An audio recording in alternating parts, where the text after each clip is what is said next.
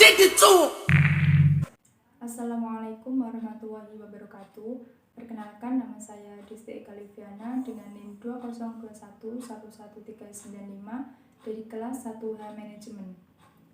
Di sini saya akan menjelaskan hasil dari tugas saya dengan judul Islam dan Iptek. Kehidupan manusia tidak terlepas dari perkembangan ilmu pengetahuan dan teknologi, atau yang biasa disebut dengan Iptek.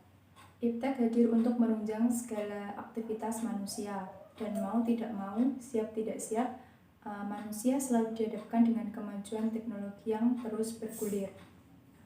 Segala aktivitas dan kebutuhan manusia dapat dilakukan dengan mudah berkat berkembangnya dari Iptek. Sebelum masuk ke pembahasan, kita harus mengetahui terlebih dahulu apa itu ilmu, pengetahuan, dan teknologi. Ilmu sendiri mempunyai pengertian yaitu pemahaman mengenai suatu pengetahuan yang mempunyai fungsi untuk mencari, menyelidiki lalu menyelesaikan suatu hipotesis. Ilmu juga merupakan suatu pengetahuan yang sudah teruji akan kebenarannya. Selanjutnya adalah pengetahuan. Pengetahuan adalah suatu yang diketahui ataupun disadari oleh seseorang yang didapat dari pengalamannya. Pengetahuan juga tidak dapat dikatakan sebagai suatu ilmu karena kebenarannya belum teruji. Pengetahuan muncul disebabkan seseorang menemukan sesuatu yang sebelumnya belum pernah dilihatnya. Kemudian teknologi. Teknologi adalah suatu penemuan melalui proses metode ilmiah untuk mencapai suatu tujuan yang maksimal, atau dapat diartikan sebagai sarana bagi masyarakat untuk menyediakan berbagai kebutuhan atau dapat mempermudah aktivitas. Menurut Purbahawajah Harahap, Iptek adalah ilmu pengetahuan tentang teknik yang dapat membuat manusia terpacu untuk mengetahui seluk-beluk bidang industri. Oleh sebab itu, hasil Iptek lebih sering dikaitkan dengan kegiatan pabrik atau industri. Selain itu, berkat adanya Iptek, manusia dapat mengerjakan beragam pekerjaan dengan lebih cepat dan praktis. Iptek sendiri mempunyai tujuan, diantaranya dapat mempermudah komunikasi, mempermudah pekerjaan yang dilakukan oleh manusia, waktu yang digunakan lebih efisien dalam mendapatkan informasi, dan informasi yang didapatkan tentunya sudah akurat. Dapat membantu manusia dalam meningkatkan dan memanfaatkan sumber energi baru yang berguna untuk kelangsungan hidup manusia.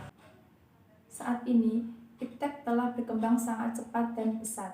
Dapat dilihat dari semakin banyaknya bermunculan berbagai macam teknologi canggih yang dapat membantu aktivitas dalam kehidupan manusia. Dengan perkembangannya yang sangat cepat dan pesat, Iptek juga membawa pengaruh positif dan negatif bagi kelangsungan hidup manusia. Dampak negatif yang dapat ditimbulkan dari adanya Iptek diantaranya yang pertama dapat merusak moral, di mana internet menjadi media Iptek yang sangat mempengaruhi moral dari seseorang, seperti misalnya konten yang berbau negatif dan yang lainnya. Dan yang kedua dapat menimbulkan polusi. Perkembangan Iptek yang semakin pesat banyak dimanfaatkan, akan tetapi di samping itu banyak sekali polusi pencemaran yang dihasilkan dari perkembangan Iptek itu sendiri. Dan yang ketiga dapat membuat orang semakin malas, karena Iptek memiliki tujuan untuk mempermudah dan memanjakan manusia. Jadi manusia akan semakin malas sebab sudah ada teknologi yang dapat menggantikan dirinya. Selain itu, Iptek juga membawa pengaruh positif bagi kelangsungan hidup manusia, diantaranya dapat meringankan berbagai masalah yang dihadapi oleh manusia, dapat membuat segala sesuatunya menjadi lebih cepat dan mudah atau praktis, dapat mengurangi pemakaian bahan-bahan alami yang semakin kesini semakin langka. Yang terakhir, Iptek juga membawa manusia ke arah yang lebih maju dan modern agar tidak tertinggal dengan negara lainnya. Peran Islam dalam perkembangan Iptek adalah bahwa syariah Islam harus dijadikan standar pemanfaatan Iptek. Ketentuan halal dan haram wajib dijadikan tolak ukur dalam pemanfaatan Iptek. Bagaimanapun juga bentuknya, Iptek yang boleh dimanfaatkan adalah iptek yang telah dihalalkan oleh syariah Islam. Sedangkan iptek yang tidak boleh dimanfaatkan adalah yang telah diharamkan oleh syariah Islam. Islam mendorong umatnya untuk mengembangkan ilmu pengetahuan dan teknologi atau yang disebut dengan iptek. Berbeda dengan pandangan dunia barat yang melandasi pengembangan ipteknya untuk kepentingan material.